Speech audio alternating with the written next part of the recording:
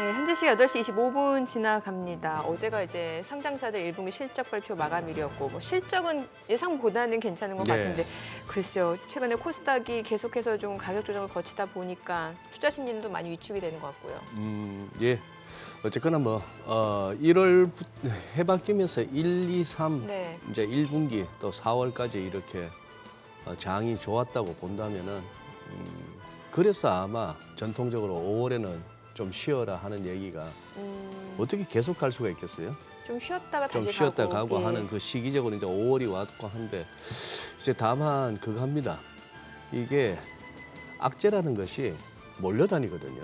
네. 또 호재가 나오고 장이 좋고 할 때는 악재라고 여겨질 만한 것들은 또 숨는데 네. 또 이제 나빠지기 시작하면 여기저기서 막 터져 나와요. 악재에 더 예민하게 반응을 하게 예민하게 되죠. 반응하고 그동안에 이렇게 또 말을 아껴왔던 사람들이 또 막 나서기도 하고 네네. 뭐 그런 상황인데 이걸 이제 견뎌낼 수 있을라는지 뭐 아까 오프닝에서도 말씀드렸습니다만 미국의 엠파이어 스테이트 제조업 지수 같은 거는 도대체 그 애널리스트들이 어떤 근거로 전망하나 싶을 정도로 전혀 전망치 레인지에도 벗어나는 제조업 지표도 안 좋았잖아요. 네, 턱없이 예. 낮았고 뭐 유로존도 산업 생산이 줄어들고 뭐 이런 상황에다가 뭐 이래저래 고민스럽습니다. 유럽도 아마 우리 시청자분들 한번 체크해 보신다면은 뭐 유로스톡스나 닥스 같은 독일의 대표적인 지수들이 지금 막 전고점 내지는 이중천정 이런 레벨에서 막 고비를 맞고 있어요. 예. 이걸 이제 돌파하면은 좀 편안해지는데 그렇지 않다면은 거기다가 지금도 굵직한 또 재료가 있잖아요. 미국이. 부채한도 없어요. 예. 아무래도 이게 뭐 어딘가 탈이 안 나고 나서 저 협상을 하겠느냐 정치인들이. 세상이 조용한데 예. 세상이 조용한 가운데 그냥 덜컥 합의를 한다고 했을 때 서로 뭐 이상해지는 거예요. 그러니까 셧다운도 어느 정도 감안을 뭐 해야 그런 되는 어떤 좀 상황인가요? 소동을 예. 한번 겪어야 뭐 합의가 나오지 않는가 싶어서 시장이 이렇게 조심조심하는 그런 양상입니다. 그래도 간밤에 뉴욕 증시가 좀 올랐으니까 오늘 또 기술적 반등도 한번 기대해 볼 우리도 수도 지금 있을 것 기술적으로도 같고요. 한번 예. 반등은 한번 시도해 볼 만한 그런 레벨들이 많이 와 있어요. 종목들이. 네네네. 네, 지수도 그렇고. 그럼 저희 또 크로스 리서치 예. 이재모 대표와 시장 이야기 나눠보겠습니다. 어서 오세요. 네, 어서 안녕하세요. 오세요, 대표님. 네. 네. 뭐 뉴욕 증시가 또 때마침 좀 상승을 보여줬거든요. 리뷰를 좀 해볼까요? 네, 일단 뭐 3대 지수는 뭐 다행이다 싶을 정도로 일단은 상승 마감을 했고요. 네. 지수 단에서는 그렇게 뭐 많이 상승한 건 아니에요. 개별 지수로 볼 때는 제가 볼 때 이제 필라델피아 이제 반도체 지수가 좀 많이 올랐기 때문에 다우나 뭐 나스닥, S&P가 이제 상승 마감을 했지만 제가 볼 때 뭐 수치상 큰 의미는 없고 반도체 쪽이 일단 많이 올랐다 이렇게 보시면 되겠습니다. 그래서 반도체 이야기 좀 드려보게 되면은 그 낸드 플래시 이제 글로벌 4위 기업인 이제 웨스턴 디지털 이 기업이 있고요. 그 다음에 일본 쪽에 이제 키옥시아라는 기업이 있는데 이 두 개의 기업이 지금 사업적으로도 많이 지금 같이 하는 부분들이 있습니다. 근데 지금 이제 합병 이런 것들 논의가 이루어지고 있는 것으로 보이는데 이런 것들이 좀 빠르게 뭐 진행이 되고 있다 이런 것들이 언론들을 통해서 전해지다 보니까 일단은 뭐 웨스턴 디지털 이런 기업의 주가가 11% 이상 급등을 했었고요. 다른 이제 반도체 기업들인 마이크론 같은 경우에도 한 6%, 엔비디아도 2%, 인텔, 퀄컴도 각각 2.9, 2.5 오르면서 전반적으로 지수단에서 이제 반도체 지수와 관련된 필라델피아 반도체 지수가 많이 올랐다 이렇게 보시면 되겠고요. 지금 이제 개별 기업들의 그 이제 실적 발표 이후에 일부 이제 그 투자 의견들이 좀 나오고 있습니다. 대표적으로 메타 같은 경우가 루프 캐피탈에서 투자 의견을 중립해서 매수로 이제 상향했다는 소식 때문에 한 2%대 올랐고요. 다른 기술주라고 할 수 있는 뭐 MS나 뭐 아마존 이런 기업들도 각각 0.16, 0.85% 오른 것으로 보입니다. 전기차 관련된 기업들은 지금 테슬라 같은 경우는 0.97% 정도 하락 마감했는데요. 뭐 다른 기업이라고 할 수 있는 뭐 리비안, 루시드 이런 기업들은 좀 크게 오르는 모습이 나왔습니다. 특히 이제 리비안 4%대, 루시드가 한 1.85% 정도 올랐고요. 그리고 지금 미국 쪽도 행동주의 그 펀드들이 움직이다 보면은 이제 주가가 조금씩 크게 들썩이는 모습이 지금 나오고 있습니다. 네. 그 햄버거 이제 프랜차이즈로 유명한 기업이죠. 우리나라에 많이 쉐이크쉑. 들어와 있는데, 네, 네. 쉐이크쉑 이게 행동주의 헤지 펀드인 뭐 인게이지 캐피탈이 뭐 일정 정도 이제 뭐 이것저것 의견들을 내고 있는 것 같습니다. 이제 이 이야기들이 나오다 보니까 좀 주가가 급격히 오르는 모습이 나왔습니다. 한 7%대 이상 급등하는 모습이 나왔기 때문에 전반적으로 뭐 지수에서는 아까 말씀드렸던 반도체 관련 지수가 가장 많이 올랐고 개별 기업들의 투자 의견 또는 이슈가 나왔던 종목들 주가가 급등하는 모습이 좀 나왔다 이렇게 보시면 될 것 같습니다. 아까 햄버거 쉑쉑. 쉑쉑 예. 쉑쉑 버거 제가 쉐이크 쉐이크라니까 못 쉐이크 알아들으셨죠? 쉐이크 하니까. 네. 근데 행동주의 펀드가 그 햄버거 기업에다가 뭘 어떤 걸 요구할 수 있는 거예요? 글쎄, 뭐 저도 정확한 내용 보지는 않았는데요. 지금 네. 보니까 뭐 이사회 그 자리를 놓고서 좀 싸우는 것 같습니다. 그 세 아무래도 명짜리 이제- 네네네. 놓고, 예. 그래서 아무래도 이제 그런 것들 서로 이제 결국 표대결을 이제 펼치는 거죠. 그러다 보니까 그러다 또 이제 또 지분 싸움이 나는 것처럼 보이다 보니 주가가 오른 것으로 보입니다. 네. 그리고 지금 연준 당국자들, 그러니까는 각종 연은 총재들 발언들도 잇따르고 있는데 참 다 뷰가 달라요. 그러니까요. 예, 네. 그 포스틱 애틀랜타 연은 총재는 뭐 연내 금리 인하 없다, 뭐 찬물 끼얹는 발언을 했고 또 여기에다 앞서 저희도 영상에도 확인을 해봤잖아요. 오스탄 골스비. 예, 시카고 영상에서 예. 소개한 내용은 가장 연준 내 비둘기파적이라 할 맞아요. 만한 예. 오스탄 굴스비 총재가 금리 이제 더 안 올리고 5월달 금리 인상도 가까스로 뭐 지지했다 이러니까. 나 참 그거 하기 싫었는데 해줬다 예. 이런 분위기인데 근데 사실 어제 밤사이에 굳이 따지자면 매파적 발언이 더 많았어요. 아 그래요. 예, 그런 상황이라서 연준 인사들 가운데 그래도 이제 뭐 말하는 사람의 숫자보다 누가 더 실생가를 따지면은 그렇죠. 이제 굴스비 총재를 주목할 수밖에 없는. 예. 어떻게 보세요 개인적으로? 글쎄요, 저도 개인적으로는 지금 이제 이번에 올렸던 그 금리 인상이 좀 마지막일 사실 기대는 하고 있고요. 마지막이길 기대한다. 네네. 연내 이제 하반기죠. 하반기에 뭐 많은 의견들은 뭐 한 두 번 정도 금리를 내릴 거다 이런 이야기를 하는데 개인적으로 볼 때는 금리를 내릴 거로 보진 않아요. 그냥 저는 개인적으로 볼 때는 유지가 될 것으로 보이고 동결 상태로. 네네, 동결 상태로 계속 갈 거로 보고요. 그 다음에 이제 24년도 갔을 때 이제 그때쯤부터 서서 이제 금리가 내려가는 모습이 좀 나오지 않을까 지금 기대하고 있기 때문에 지금 뭐 미국 쪽에서 들리는 이야기들 이제 계속 이야기는 사실 되고 있지만 과거처럼 분명한 거는 이제 많이 전해지고 있지도 않고요. 개인적으로도 이제 크게 관심을 두고 있지는 않습니다. 결국 이제 지금 나름대로 최종 금리까지 와 있는 상태이고 이 상태에서 더 이상 뭐 금리 인상만 없다라고 할 경우에는 그래도 인하 가능성이 높은 거니까 그러면서 좀 더 이제 주식시장도 약간씩 더 상승의 어떤 추세를 좀 타는 모습이 나왔으면 하는 그런 개인적 바람을 가지고 있습니다. 네. 저거는 어떻게 보세요? 저기 이 부채 한도 협상 관련해서 우리 이재모 대표께서는 어떻게 보시는지 지금 블랙록 같으면은 글로벌리 최대 규모의 자산 운용사인데 이 친구들도 주식 매도세를 갖다 잘못하면 촉발할 수도 있다. 뭐 아까 이렇게 굿모닝 마켓에서도 이렇게 정리한 거 보면은 다소 걱정스러운 시각이 더 많은데 네. 어떻게 보세요?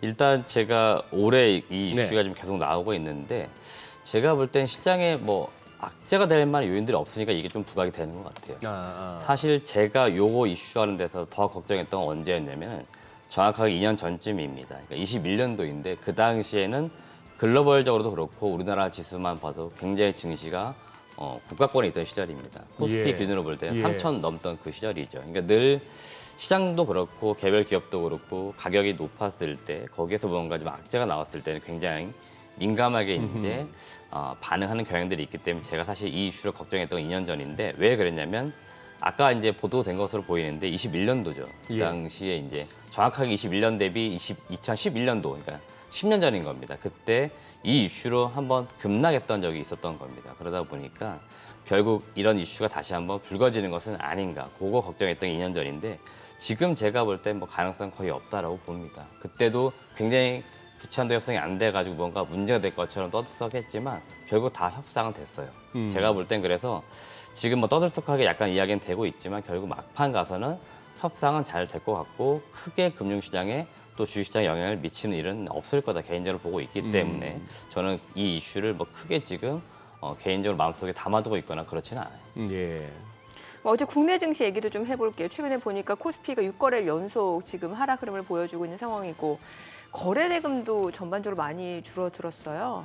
맞습니다. 지금 지금까지 제가 미국 쪽 이야기 했는데요. 예. 뭐 지금 미국 쪽 걱정할 게 아닌 것 같아요. 우리나라가 지금 예. 원래 미국 서서히- 연예인 재벌 걱정하는 거 아니죠? 네네네. 예.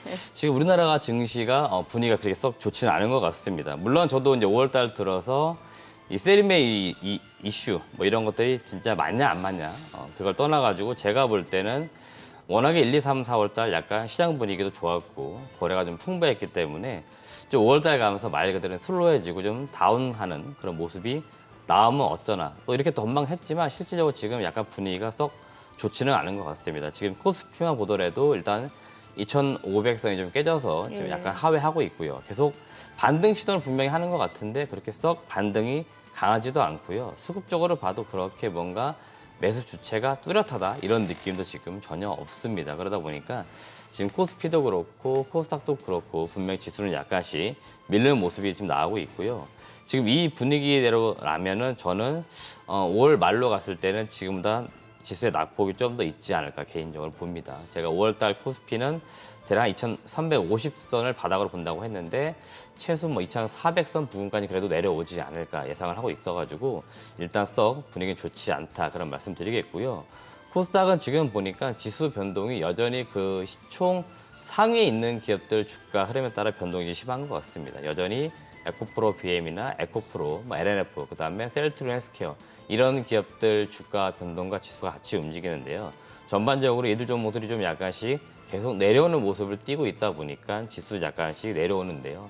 지금 코스닥은 여튼 개별 종목들에 대한 의견도 있었지만 좀 약간 과열된 건 분명히 있었습니다. 그래서 지금 코스닥이 내려오는 것들은 일단 과열 국면에서 좀 약간 열기가 식으면서 서서히 다시 제자리를 찾아오고 있는 과정이다 이렇게만 좀 정리를 하겠습니다. 어제 그러면은 장 막판에 코스피는 플러스로 마감이 되고 코스닥도 그래도 제법 낙폭을 줄였어요. 뭐 한 806포인트까지 밀려나던 게 814포인트. 814포인트 같으면 종가 기준으로만 살피면 그래도 멈출 만한 데서 멈췄다 할 만한 그런 상황. 막판에 이렇게 힘을 낸 무슨 뭐 배경이 있습니까? 특별한? 글쎄 제가 볼 때는 뭐 특별한 이슈 내용은 없었던 것으로 보이고 결국 계속 지금 보면요 수급 논리가 굉장히 많이 지배를 그렇죠. 하는 것 같습니다. 결국 네. 이제 에코프로랑 에코프로 BM 이야기를 안 할 수 없는데요. 지금 이들 종목들 제가 계속 체크하는 것들은 이제 수급의 어떤 흐름입니다. 분명한 것들은 4월 달 그러니까 개인들이 열심히 매수하던 그 시기에는 에코프로 BM 주가도 굉장히 힘을 냈고요. 지수도 힘을 냈는데요. 지금은 확실하게 뭔가 개인도 에코프로 BM도 그렇고 에코프로도 그렇고 매수를 꾸준히 한다, 강하게 들어온다 이런 느낌은 분명히 없습니다. 계속 뭔가 소위 말하면 이제 치고박는 그런 모습이에요. 계속 들어왔다 나갔다는 모습이기 때문에 그 와중에 좀 매수가 강하게 집중될 때는 주가가 오르는 것처럼 보이지만 반대로 지금 떨어질 때는 매도가 강하게 나오고 있고요. 여튼 종목들 흐름은 수급으로만 지금 움직이고 있다 이렇게 보시면 좀 정리가 될 것 같아요. 혹시 어제 좀 국내 증시에서 눈에 띄었던 뭐 섹터라든지 종목이 있으셨나요? 일단 제가 어제 이제 가장 네. 관심 있게 봤던 건 지난주 일단 금요일 날 몇 가지 또 뉴스가 나왔기 때문에 혹시 이쪽 섹터가 또 주가가 좀 빠질까 좀 우려가 있었는데 확실히 빠지긴 어떤 빠졌습니다. 섹터예요? OLED 쪽 OLED. 이야기인데요. 이게 지금 촉발된 건 어디서 시작이 됐냐면요. 지금 그 애플의 맥북 이 판매량이 썩 지금 좋지가 않은 것 같습니다. 그러다 보니까 사실 이 OLED 패널을 탑재한 노트북, 이제 맥북을 2026년도에 애플 쪽에서 출시를 한다 이야기가 있었는데 지금 워낙에 판매 상황이 좋지가 않다 보니까 이거 잘하면 1년 뒤로 미룰 수도 있다. 그러니까 출시 시기가 27년이 되는 거죠. 그러니까 이런 이슈가 나왔고요. 지금 그러다 보니 이 장비주들 같은 경우에는 지금 무언가 투자가 이루어지고 고객사로부터 수주가 나오면서 무언가 매출이나 이익을 내야 되는 그런 기업들인데 가장 최종 고객사라고 할 수 있는 애플, 그러니까 사용자가 지금 뭔가 자사의 완성 제품 출시 시점도 늦추고 있다 보니 당연히 이걸 공급해주는 패널 업체인 삼성 디스플레이도 그러면 투자를 1년 미루는 거 아니야? 이런 이야기 되는 거죠. 그러면 지난달이죠. 4월 달에 삼성이 4.1조 투자한다고 했었는데 이거 그럼 1년 뒤로 밀리는 거냐? 이렇게 지금 논리가 맞아 떨어지는 겁니다. 그러면 장비주들은 지금 다 뭐 하고 있냐면은 뭔가 하나 떨어질 줄 알고 이렇게 손을 받치고 있는데 이거 지금 이제 손이 약간 민망해진 겁니다. 그러니까 시기가 뒤로 밀리다 보니까 OLED 관련된 종목들이 대부분 다 떨어졌습니다. 대표적으로 뭐 선익 시스템, ICD, 야스, 뭐 비아트론 이런 기업들이 많게는 한 9%대, 아무리 안 떨어진 기업들도 마이너스 3% 정도 빠지면서 전반적으로 OLED 장비주 그리고 소재주들이 좀 주가가 밀리는 모습이 나왔기 때문에 섹터 전반적으로 어제 가장 강하게 떨어진 쪽이 아닌가 이렇게 볼 수 있겠습니다.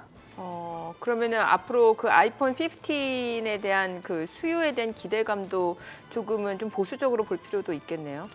일단은 아마 아이폰 15 이슈는 좀 달라질 것 같아요. 그래요? 이거는 이제 어떻게 보면 OLED 세대로 따지면 6세대 쪽이기 때문에 네. 이쪽은 계속해서 투자는 지금 이루어지고 있었고요. 올해도 뭐 아이폰 15는 뭐 9월 달쯤 나오겠죠. 그러면은 관련된 뭐 LG 이노텍이나 LG 디스플레이 이런 쪽에는 큰 문제는 없는 거고요. 지금 OLED를 이 휴대폰에는 많이 탑재가 되고 있지만 아직 노트북이나 뭐 태블릿 PC 이런 쪽에는 탑재가 거의 안 됩니다. 칩 네. 투율을 보면 굉장히 낮아요. 그러다 네. 보니까 이쪽으로도 결국에는 이제 패널 교체가 이루어질 건데 이거를 이제 적용시키기 위해서는 세대가 좀 변경돼야 되는 거죠. 그래서 통상 우리가 말하기로 이제 8세대라고 합니다. 8세대는 여러분 상식적으로 알아두시면 좋은데 6세대보다는 면적 사이즈가 대략 한 4배가 크다라고 합니다. 그러니까 한 번 만들었을 때 보통 이렇게 잘라 쓰게 되는데요. 6세대가 이제 한 개 패널을 쓰게 되면은 8세대는 이 똑같은 게 4개가 나오는 겁니다. 그러니까 생산량이 더 많아지는 거죠. 그만큼 더 크기도 크겠죠. 그래서 아무래도 이런 것들을 태블릿이나 OLED 그 맥북 같은 이제 노트북에 쓸 거라고 다들 예측을 하고 있는데 애플 쪽이 이거 지금 아직 확정을 못 한 겁니다. 네네. 결국 그러다 보니까 지금 시장 분위기도 보는 것 같고 전반적으로 사실 애플 입장에서도 뭔가 이 제품들이 많이 팔려야 투자가 이루어지는 거지 지금 안 팔리는데 굳이 빠르게 투자할 필요가 없어지는 거죠. 그러다 보니까 투자 시기가 좀 미뤄진다 이런 이야기가 조금씩 나오고 있는 것 같습니다. 네. 그동안에 또 이렇게 많이 또 언급된 종목이기도 한데 한국항공우주 주가가 뭐 굉장히 다이나믹합니다만 어제도 엄청났어요. 뭐 4% 넘게 빠지다가 그래도 낙폭 많이 줄여서 약보합인데 또 배임 얘기는 또 그러게요. 뭡니까? 이것도 저도 네. 공시 내용을 좀 보고 아는 내용들인데요. 네. 지금 보니까 이 내용은 뭐 일단 외부에서 뭔가 조사가 들어오거나 그래서 그런 게 아니고 네. 내부적으로 이렇게 조사를 좀 해봤더니 내부적으로? 일부 지금 임원 중에서 배임 횡령 이슈가 있는 것 같다. 그래서 이거를 어떻게 보면 자체적으로 공시를 한 겁니다. 시장에 그래요? 우리가 좀 조사해봤더니 안 좋은 이슈가 일부 있는 것 같아가지고 선저치했다. 이 부분을 좀 공시했는데 여튼 최근에 이렇게 뭔가 최대 주주 또는 임원진들의 좀 안 좋은 이슈들은 주가에 좀 안 좋게 반영하다 보니까 전반적으로 좀 주가에도 좀 악재로 작용했다 이렇게 보시면 될 것 같습니다. 네. 공시가 어제 나왔나요? 아마 그 지난주 금요일일 겁니다. 지난주 예, 금요일 금요일 날. 나왔을 거고 아마 그러면 이제 이제 월요일 날 그- 시장에 이제 반영. 월요일 날 이제 반영하면서 시작했는데 네네. 그래도 탄력적으로 낙폭 많이 줄였네요. 맞습니다. 뭐 사실 뭐 한국항공우주가 사업적으로는 지금 뭔가 나무랄 때는 사실 없죠. 그러니까. 그리고 지금 어, 제가 보는 관점에서는 이제 방산 쪽, 그다음에 우주항공 이 사업을 좀 합산해 보면은 기업 가치가 한 단계 좀 올라선 것으로 보입니다. 제가 작년만 하더라도 한국항공우주는 3만 원대 매수하면 좋고 5만 원대에 가면 일단 좀 많이 비싸졌으니까 매도하시는 게 좋겠습니다. 이야기 드렸는데 최근에는 조금씩 주가가 한 단계 레벨업되는 모습이에요. 가격이 점차 올라가고 있다는 것들은 결국 기업 가치를 많이 시장에서도 다시 평가하고 있다는 걸 의미하기 때문에 전반적으로 지금 뭐 5만 원대 가격에서 크게 밀리거나 그러지 않을 것으로 보이고 만약에라도 한 4만 원대까지 다시 내려가는 모습이 나온다. 그럴 경우에는 상당히 좀 강력하게 매수할 시점이 되는 것들이니까 가격적으로 이렇게 좀 체크를 하시면 좋을 것 같습니다. 네. 대표님 말씀 난 김에 조금만 더. 이 종목이 2015년에 한 10만 6천 원도 갔었는데 보니까 그리고 나서 거의 뭐 올라갈 때의 모양과 비슷하게 이렇게 대칭을 이루면서 그냥 3만 원까지 다시 원위치 해버리는데 주가라는 게 왜 이래요?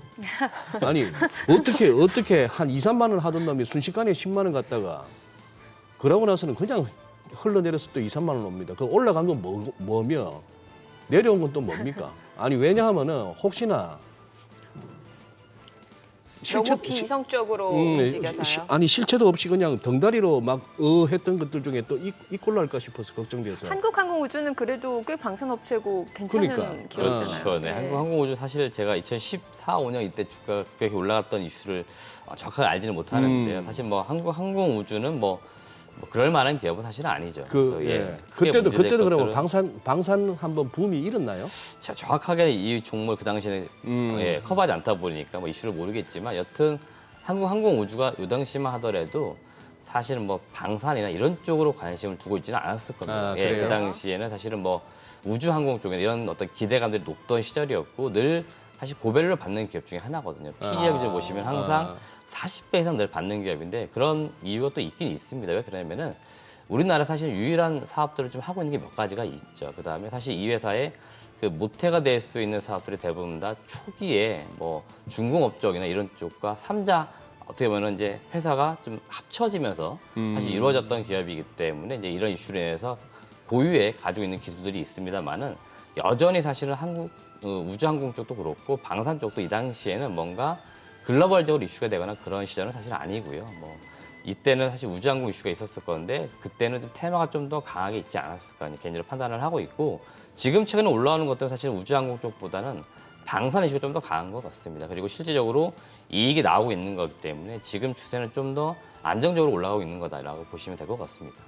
오히려 예. 오히려 우리 시청자분들이 더 재밌는 답을 딱 직관적으로 다가오는 답을 주시네. 우리 유튜브로 시청하시는 분들은 또 채팅창 보시는 것도 상당한 이렇게 정보 우리가 방송에서 얘기 못하는 또 그런 알짜배기 정보를 또 취하시는 방법이 되겠습니다. 네. 예. 그 에코프로 그룹주 얘기를 또 안 해볼 수가 없을 것 같은데 최근에 그 한 증권사에서 이제 조사를 해보니까 올해 1월부터 이제 5월 4일까지 그 개인 투자자들이 신용 매수 가장 많이 한 종목이 에코프로 BM이라고 합니다. 그 중에서 이제 10명 중에 4명은 손실이고 6명은 이익을 본 상태고. 그러니까. 예, 그리고 1인당 뭐 평균 매입 금액이 1억이 넘고 평균가는 에코프로 BM이 이제 한 21만 원 정도 수준이고. 예. 아직도 그러니 지금 수익을 내시는 분들이 더 많으실걸요. 10명 중에 6명이 수익이고 그러니까. 4명은 손실이고 이게 이제 보는 관점에 따라 이제 달라질 수 있겠죠. 예. 근데 지금 오늘 호가에서 보면 에코프로가 오늘 상한가 상한가까지도. 예상이 되고 와우. 참 이게 뭐라 말을 하기가 좀 애매하네요. 예. 네, 맞습니다. 뭐 에코프로 비하면 요새 사실 저희 같은 사람 입장에서도 잘못 이야기했다가는 욕먹이 딱 좋은 종목들이라 사실 많이 조심들 하시는데요. 예. 이게 호가는 또 뭐 사실 장중 시초가 뭐 주가하고 다 완전히 다를 수 있기 때문에. 예. 네, 그렇죠. 일단 뭐 개장해봐야 사실 그렇죠. 정확한 예. 주가를 알 수 있는 거고요. 근데 에코프로하고 에코프로 BM 이제 같이 좀 올라갔다고 하지만 분명히 지금으로서는 온도 차이는 분명히 있습니다. 이거는 일단은 뭐 가장 뭐 시장에서 뭐 정확한 자료를 낸다고 할 수 있는 애널리스트들의 의견을 따라보면은 에코프로는 여전히 그 애널리스트들의 목표 주가보다 지금 높은 가격대에서 지금 거래가 되고 있습니다. 지금 에코프로 같은 경우에 최고 목표가를 보니까 한 45만 4천 원 제시를 했는데요. 지금 여전히 67만 원이니까 거래되고 있는 가격이 애널리스트들이 제시하는 목표 주가보다 일단 높은 가격대 거래가 되고 있고요. 에코프로 BM은 약간 좀 상황은 다릅니다. 가격이 지금 22만 원대 거래가 되고 있는데 에코프로 BM의 제시된 목표 주가를 보니까 고점은 한 31만 원, 낮게 제시되고 있는 게 27만 원의 평균치인 것 같고 정말 낮게 완전히 보수적으로 보는 쪽이 한 20만 원 제시도 합니다. 이 이야기대로라면 지금 에코프로 BM 더 떨어지는 게 맞는데 제가 일단 계산해 봤을 때 에코프로 BM은 지금 2023년도이기 때문에 제가 늘 실적 이렇게 추정하거든요. 3년 뒤에 과연 얼마를 벌 것이냐. 그래서 에코프로 BM이 3년 뒤에 실적의 추정치가 약간씩 다르긴 하겠지만 한 평균적으로 영업이익 기준으로 볼 때는 1조 원은 번다라고 지금 많이 추정들 하는 것 같아요. 그러면은 시가총액 기준으로 볼 때 지금 한 20조 정도 거래가 되니까 나름 적정 주가 레벨에는 분명히 지금 들어와 있습니다. 그러니까 에코프로 BM은 지금 가격대 20만 원 초반대는 일단은 비싸다고 저는 이야기하고 싶지는 않아요. 다만 단기적으로 너무 고점을 잃어서 시세가 나왔었기 때문에 약간 쉬어가는 그런 어떤 기간은 나올 거다 이렇게 보는 거고요. 에코프로는 여전히 제가 볼 때도 약간은 고평가는 되어 있다는 의견을 계속 드리고 있습니다. 그 이유들이 뭐냐면 에코프로가 그 자회사들의 결국 이제 지분 가치, 사업 가치를 다 지금 온전히 받고 있는데 에코프로의 이제 자회사들이 조금씩 상장을 할 거거든요. 그러면 에코프로가 나중에 과연 지금의 주가를 또 버틸 수 있느냐 이런 것들을 우리는 분명히 생각을 해봐야 된다는 겁니다. 그래서 제가 지금 에코프로 같은 경우에는 약간 주의가 필요하다 말씀드렸던 거고요. 여전히 지금 수익권에 계신 분들은 수익 실현 기회가 있을 때는 저는 매도하는 것들도 말씀을 드리고 싶어요. 여기서 더 올라가고 다시 뭐 전고점 간다 하더라도 그런 걸 생각하지 마시고 시장에는 여전히 싸게 사서 다시 올라갈 수 있는 종목들이 많이 있습니다. 네. 그러니까 여기에서 동일한 수익을 거둘 수 있다라고 놓고 보면은 굳이 너무 비싼 가격대에서 들고 있으면서 리스크를 감내하지는 말라 이런 말씀을 드리는 겁니다. 저희 같은 사람들은 늘 투자하면서 수익 내는 것도 생각을 하지만 내가 예상치 않게 주가가 떨어졌을 때 과연 내가 어떻게 대응할 것이냐 이것도 늘 생각하거든요. 그렇죠. 그런데 손절을 잘 하시는 분들은 관계가 없습니다만은 일반적으로 개인 투자자분들 저도 많이 만나보지만 손절을 잘 못합니다. 그러니까 떨어졌을 때 손해 났을 때 매도를 못한다는 것들은 계속 더 떨어질 경우에는 손실을 키우기 때문에 그때부터는 회복이 안 되는 거죠. 그러니까 이런 구간까지 가게 되면 우리가 다음 어떤 스텝으로 나갈 수가 없기 때문에 차라리 이익권에 계시다고 할 경우에는 매도 같은 걸 고려하라 이런 말씀 드리는 거니까. 원래 기계적 손절이 제일 어려워요. 네네. 그래서 예. 제가 계속 비싼 거냐 싼 거냐 이거를 늘 따져보자 이런 의견 드리는 거니까 투자에 참고하시면 좋을 것 같습니다. 알겠습니다. 자, 지금 시각 8시 50분 지나갑니다. 오늘 양시장 예상 체결지수 좀 짚어보도록 하겠습니다. 자, 먼저 코스피입니다. 오늘 현재 지금 보시게 되면은 코스피 같은 경우는 강세가 좀 예상이 됩니다. 0.7% 지금 상승 출발 예상되고요. 예상 체결지수 2,498포인트. 어제도 이제 오후 들어서는 낙폭을 만회하면서 이제 강보합권에서 마무리가 됐는데 오늘 장에서도 추가적으로 좀 반등세는 이어질 걸로 예상되고요. 코스닥 강보합 예상됩니다. 최근에 6거래 연소 하락 흐름 이어졌고요. 오늘 강보합 예상되면서 예상 체결지수 815포인트로 집계가 되고 있습니다.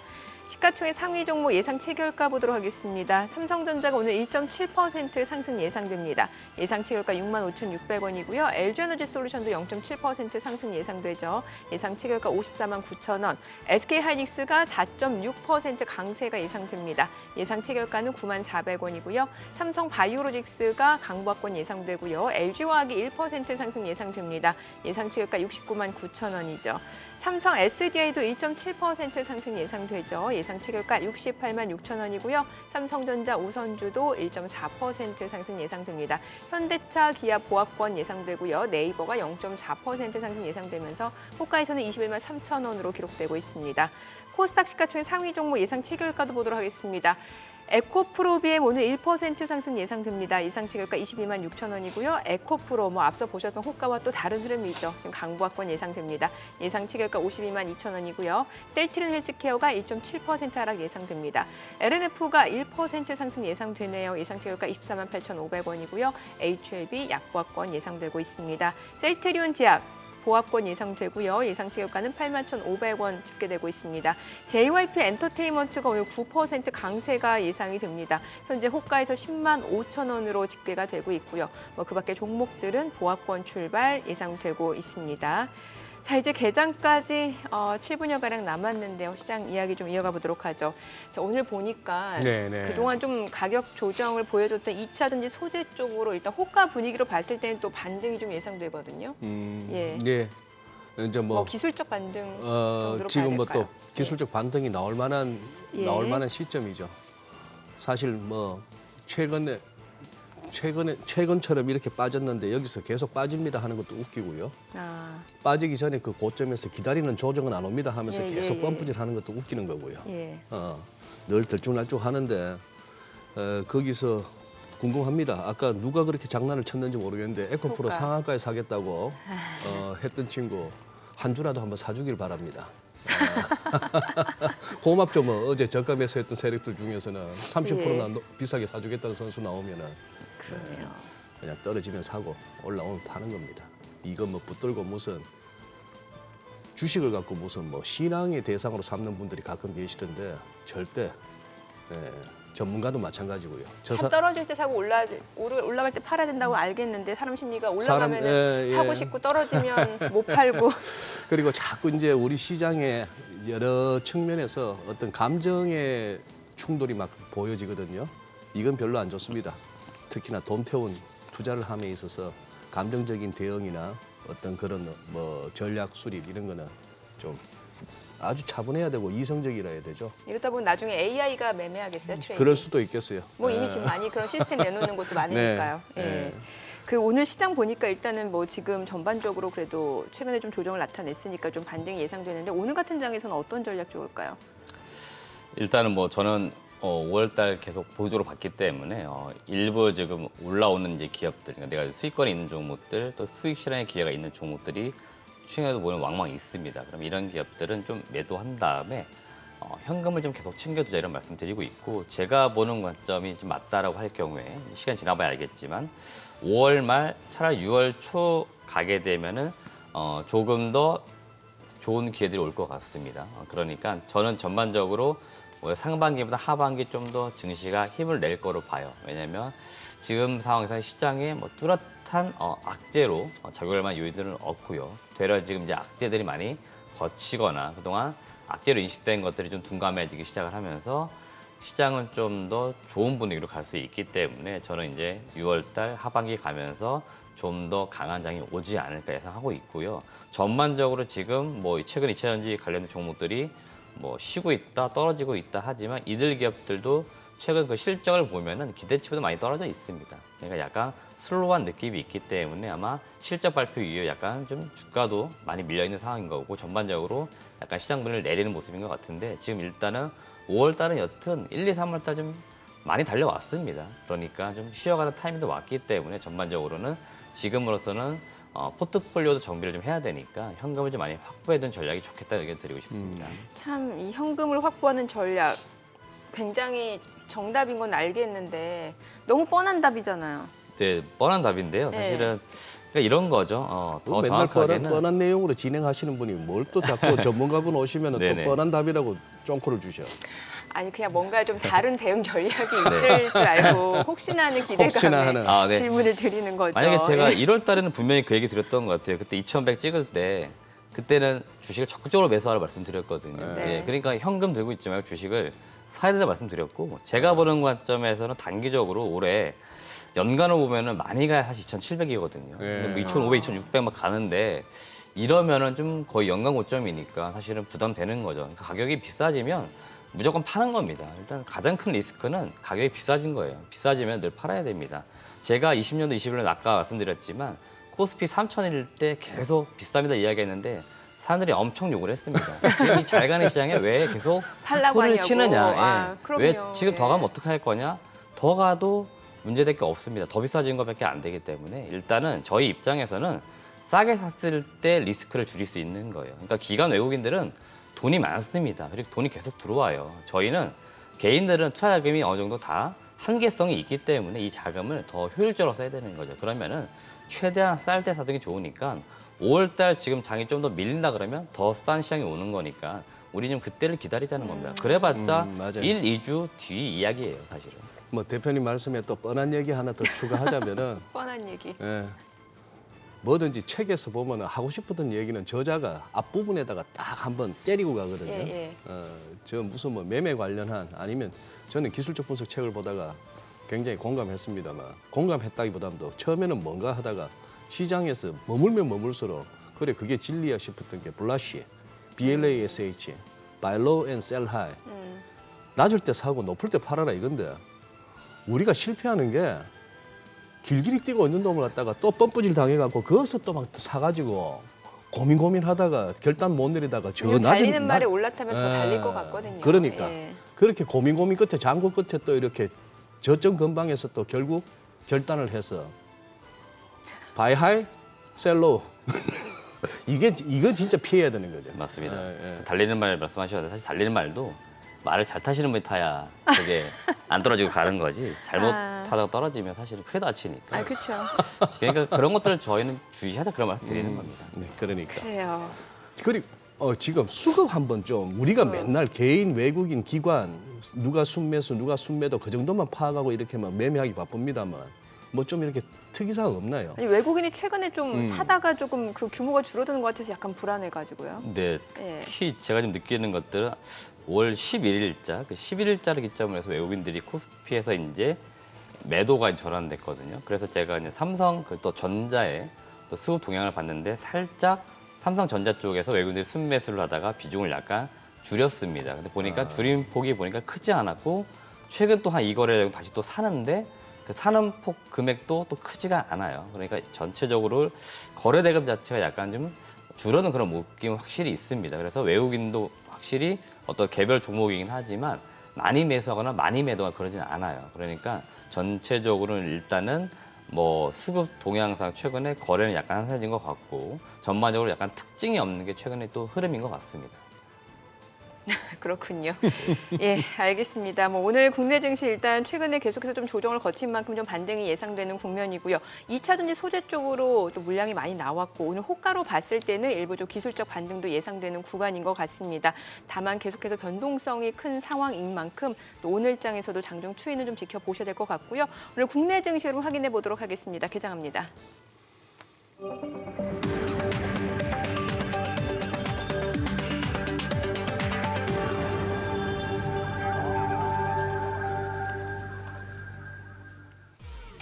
5월 16일 화요일 국내 증시 개장했습니다. 간밤 뉴욕 증시 3대 지수 상승 마감했고요. 미국 쪽 정치권 이슈, 부채 한도 협상 아직까지 지금 난항을 지금 보여주고 있는 상황이고 극적인 타결이 예상된다라는 기대감은 있습니다만 글쎄요 계속해서 불확실성 이슈가 또 시장에서는 투자 심리 위축으로 이어질 수 있는 부분인 것 같고요. 또 각종 여는 총재들 발언이 잇따르고 있습니다. 저희가 계속 이야기를 드렸습니다만 매파적인 발언 또 비둘기파적인 발언들이 잇따르고 있는 상황이고 이 가운데 최근 국내 증시 쪽에서는 또 2차 전지 소재 쪽에서는 계속해서 또 물량들이 나오고 있는 상황이죠. 오늘장 또 어떤 흐름을 나타내는지 출발 지수부터 좀 확인을 해보도록 하겠습니다. 코스피가 0.6% 올라갑니다. 2,494포인트. 코스닥 0.5% 올라갑니다. 818포인트. 코스닥이 지금 7거래일 만에 반등이거든요. 0.6% 오름세 819.74포인트입니다. 양시장 지금 반등 출발 보여주고 있고요. 시가총액 상위 종목 시초가 보겠습니다. 삼성전자 오늘 모처럼 강하게 올라갑니다. 2% 상승입니다. 65,800원. 오늘 반도체 섹터 좋습니다. 사실 뉴욕 증시 쪽에서도 필라델피아 반도체 지수가 많이 오르면서 시장 상승을 견인하는 모습이었는데 오늘 국내 증시도 일단 출발 상황 비슷합니다. SK하이닉스가 3% 강세 89,200원이죠. 이 가운데 LG에너지솔루션 1% 올라가네요. 55만 1,000원이고요. 삼성바이오로직스 강박권, LG화학이 0.8% 올라갑니다. 69만 7,000원이죠. 삼성 SDI도 0.8% 올라갑니다. 68만 원이고요. 삼성전자 우선주 2% 강세입니다. 55,600원. 현대차, 기아가 오늘은 좀 쉬어가네요. 1% 하락이고요. 네이버가 0.2% 소폭 상승 중입니다. 21만 2,500원에 거래되고 있습니다. 코스닥 시가총액 상위 종목 시초가도 보겠습니다. 에코프로비엠이 0.4% 올라갑니다. 에코프로도 2.3% 올라가네요. 셀트린 헬스케어가 0.68% 상승 중이고요. LNF도 0.8% 올라갑니다. HLB도 0.5% 올라갑니다. 35,150원. 셀트리온지약 1.4% 상승하죠. 지금 82,600원이고요. JYP 엔터테인먼트 호가에서도 흐름 좋았는데 오늘 급등 출발 보여주고 있습니다. 12% 급등 흐름입니다. 저희가 잠시 후에 또 엔터주와 관련해서 여러 가지 이슈들 챙겨보면서 전략까지 좀 세워드리도록 하겠고요. 셀트리온지약 카카오게임주도 1% 안팎으로 올라갑니다. 오스템 임플란트 펄어비스 지금 상승, 펄어비스는 보합이고 오스템 임플란트는 오름세입니다. 어제 코스닥도 최근에 계속해서 좀 가격 조정이 이어진 만큼 오늘은 탄력적으로 좀 반등을 보여주고 있는 상황이고요. 오늘 전반적으로 엔터주 흐름이 좋아요. 사실 지금 SM 같은 경우도 2% 상승입니다. 10만 4,800원에 거래되고 있고요. 사흘 만에 반등이고요. YG 엔터테인먼트도 3.2% 상승. 8만 700원, 8만 800원에 거래되고 있습니다. 지금 보시다시피 전반적으로 엔터테인먼트 관련주들 강세를 나타내고 있는 가운데 JYP 엔터테인먼트가 두 자릿수의 상승률을 기록하고 있습니다. 수급 상황 체크를 해보도록 하겠습니다. 오늘 유가증권 시장에서는 지금 외국인이 삽니다. 586억 원 순매수 보여주고 있고요. 개인 투자자가 지금 현재 301억 원, 그리고 기관은 288억 원 매도 우위를 나타내고 있습니다. 업종별 수급 보도록 하겠습니다. 역시 외국인 전기전자, 지금 삼성전자, SK하이닉스를 중심으로 순매수를 보여주고 있는 것으로 확인이 됩니다. 전기전자에서 외국인 집중적으로 러브콜을 보내면서 지금 보시다시피 업종별 흐름 봤을 때도 전기전자 섹터가 굉장히 강하게 치고 올라갑니다. 뒤어서 기계 섹터도 지금 상승을 보여주고 있는 상황이고요. 제조업, 금융, 서비스업도 오름세를 보여줍니다. 코스닥 수급도 확인해 보겠습니다. 코스닥 쪽에서는 개인과 기관이 순매수입니다. 각각 261억 원, 77억 원 순매수고요. 외국인은 347억 원 매도 우위입니다. 오늘 선물 시장에서 외국인 많이 삽니다. 2,169계약 순매수를 보여주고 있습니다.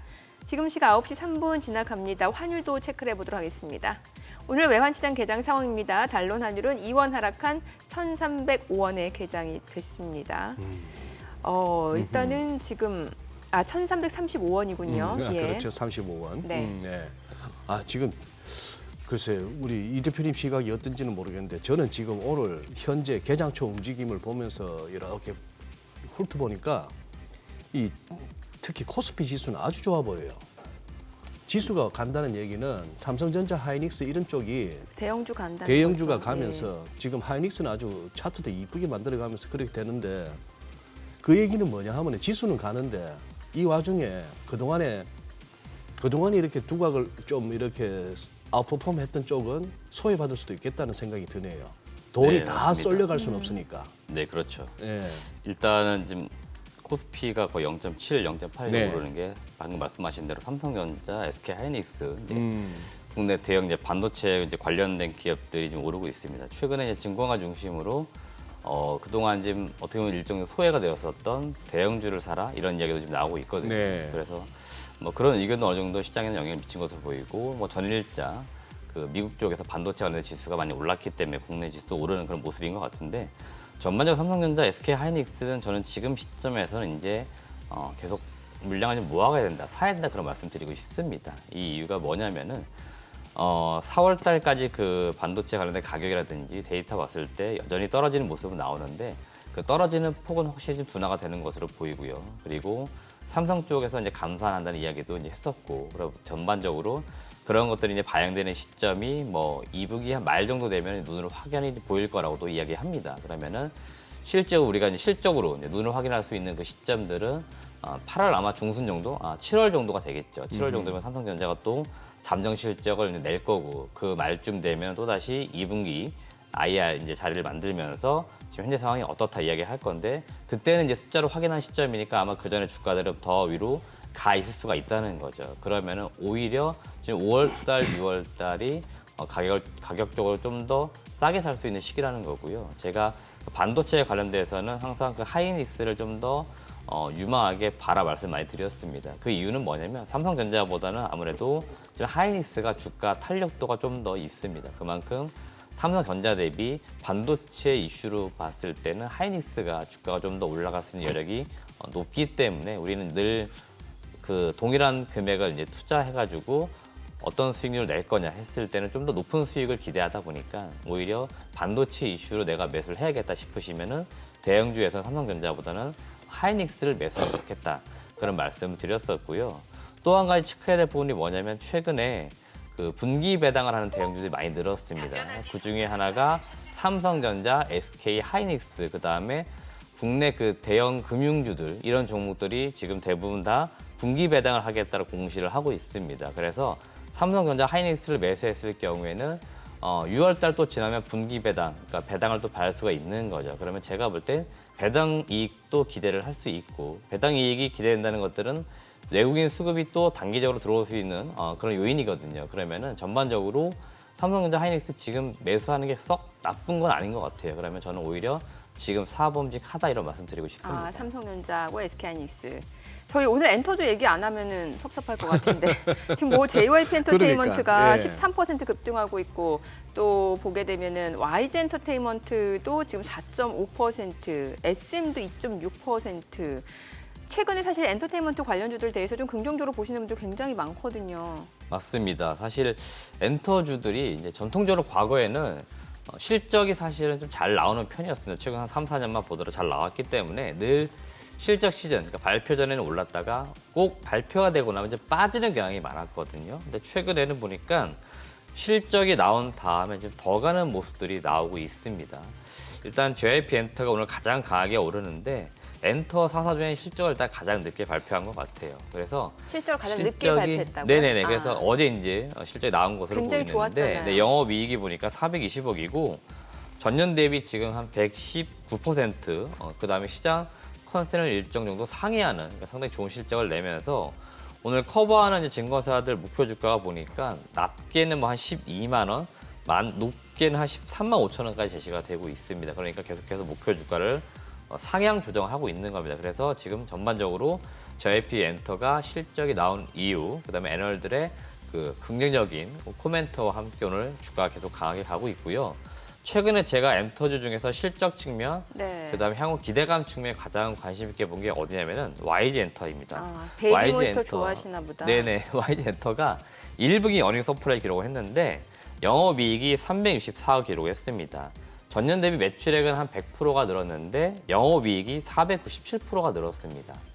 일단은 뭐 주요 아티스트라고 할 수 있는 블랙핑크 중심으로 뭐 앨범, 굿즈, 그다음에 공연 수 이런 것들 상당히 지금 잘 나왔고요. 일부 지금 스폰서, 광고 스폰서 받는 거 이연된 것들이 있었는데 이게 또 1분기에 반영이 된 것으로 보입니다. 그래서 상당히 지금 1분기 호실적을 나타내면서 전반적으로 지금 이 YG 엔터가 잘 가고 있는데 방금 말씀해 주셨던 그 베이비 몬스터가 아마 5월 12일자로 이제 데뷔를 한 것으로 보입니다. 근데 이 그룹이 지금 특이하게 어떻게 보면은 이제 연습생이죠. 연습생 시절부터 그 유튜브 구독자가 200만을 넘을 정도로 상당히 지금 인기를 끌었다라고 합니다. 대표님도 구독 중이세요? 저는 아직 구독이 아닌데요. 아. 네.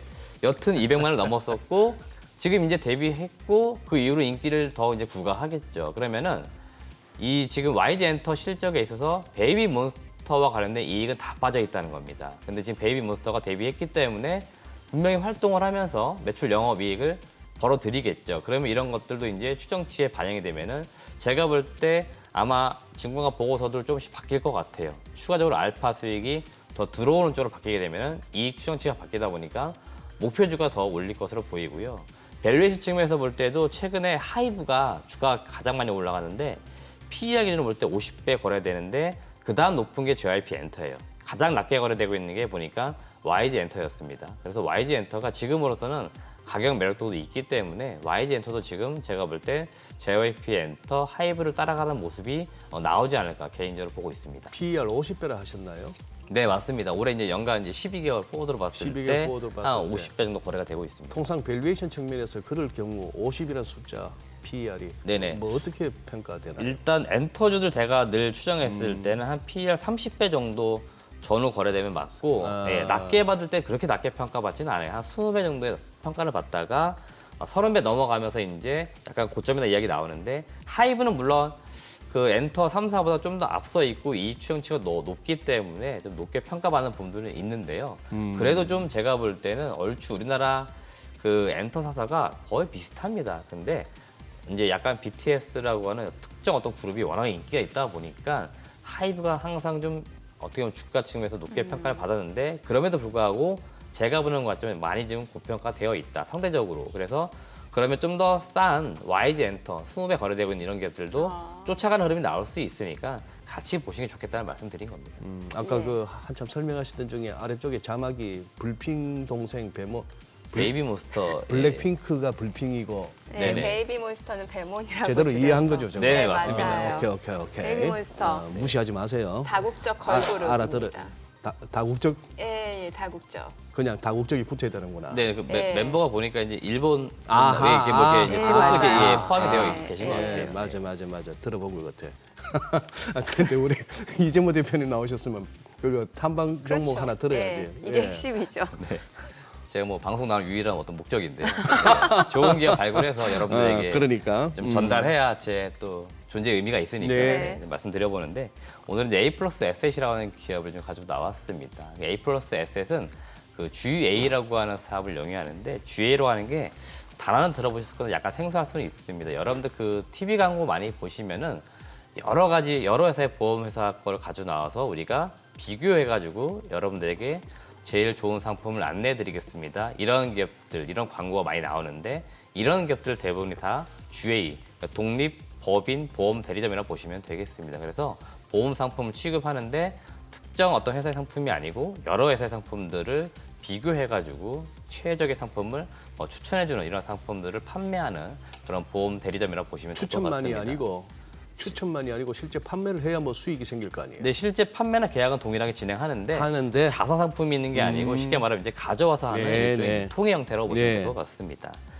일단 뭐 올해 가장 중요한 부분들은 이 보험 쪽도 잘 보시면 리오프닝 수혜주라고 볼 수 있습니다. 그러니까 지난 3년간에 대면 영업을 못했죠. 근데 이제는 대면 영업을 자유롭게 할 수가 있습니다. 이 통상 이 보험 쪽은 아무리 지금 디지털 전환된다 하더라도 대면 영업 비중이 굉장히 높습니다. 생명보험 기준으로 보시면 거의 한 89% 가까이가 대면 영업이에요. 그만큼 대면 계약이 상당히 중요한데 올해 대면 영업이 좀 더 강화가 되면서 매출 영업이익을 끌어올리지 않을까 기대가 되고 있고요.